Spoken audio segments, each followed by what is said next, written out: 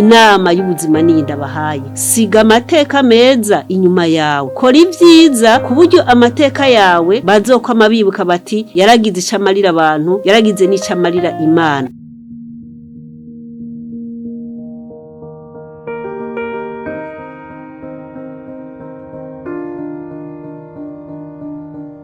Bakundwa b'Imana ndabaramukije mu izina rya Yesu. Tugiye kuganira na Trifoni Ntirampeba. Tugiye kuganira ku rubura rwugarije isi.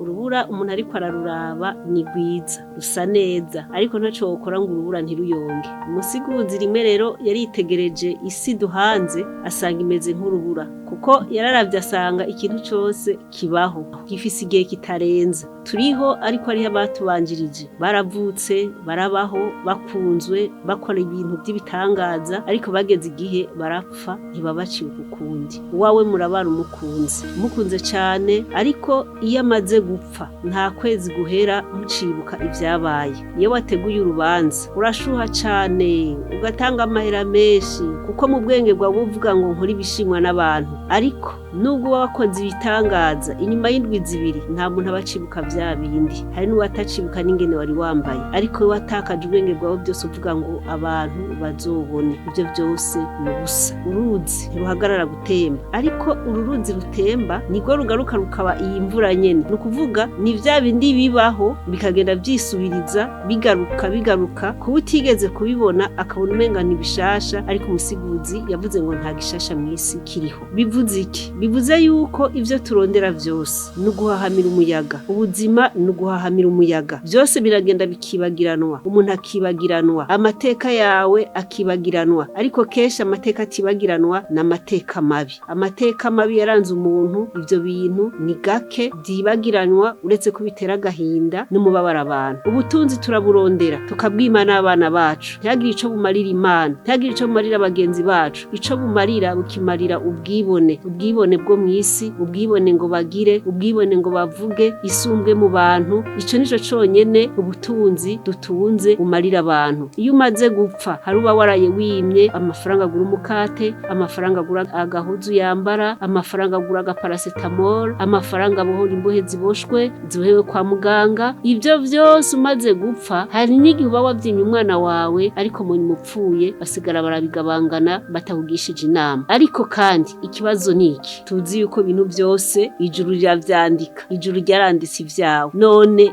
vyanditswe twarabonye kuko tumaze igihe twigana yuko ari vyiza vyandikwa mu gitabo c'urwibutso, abiyemeje gukorera Imana bakandikwa mu gitabo c'ubugingo, abakoze ivyaha bikandikwa mu gitabo c'ivyaha. None wewe amateka yawe ko yaranzwe n'ivy'isi no gukunda isi no kwigira wambonye no kugira ngo bavuge, ese amateka yawe yaduse hehe? Ko twabonye yuko ikintu cose kivaho ugapfa, ni wapfa amateka yawe azokwandikwa hehe? Igikuru rero ni ikihe? Igikuru nuko mu buzima twobaho tukazosiga amateka meza inyuma yacu. Ugasiga amateka hamwe bibuka bakavuga bati harabaye naka yaragize ico amarira Imana, yaragize n'ico amarira abandi bantu. Burya gukorera Imana nawe nuba wigiriye neza, kuko ukoze nabi, muri Yobu harabivuze, ukoze nabi Imana iguma ari Imana, ukoze na neza ntaco ubahaye Imana kubera Imana yamariye Imana. Bivuge ngo ukoze nabi niwe wihombeje, kuko ivy'Imana yateguriye abeza ntavyo uzojamwo. Ukoze n'ivyiza niwe wigiriye neza, kuko niwe uzokwibukirwa ivyiza wakoze, maze Imana ikaguhemba ijuru. Rero bantu muriko murankurikira, turiko turaganira, inama y'ubuzima niyi ndabahaye. Siga amateka meza inyuma yawe. Kora ivyiza ku buryo amateka yawe bazokwama bibuka bati yaragize ico amarira abantu, yaragize n'ico amarira Imana. Ivyo dufise rero rwa rubura nababwira gwega ruhanze isi, rugeramiye isi, ni ubutunzi, ni uguhahamira isi, ni uguhahamira icubahiro, ni uguhahamira ico kintu cose uvuga ngo nanje bagire. Ivyo vyose ni urubura rugiye kuyonga, rukazoyongana n'ugupfa kwawe, ntuzokwiye kongere kwibukanwa ukundi. Rero kuko umusiguzi yabivuze, byose n'ubusabusa. Iciza ni ukusiga amateka imbere yawe, ivyawe bikoreshereza Imana, bifashishije n'abantu. Niwaronka ico urya n'ico wambara, ivyo birahagije. Hamutegereza imperuzo uronka uzohabwa n'Imana. Nivyo ndabasabira nanje nisabira mu izina rya Yesu.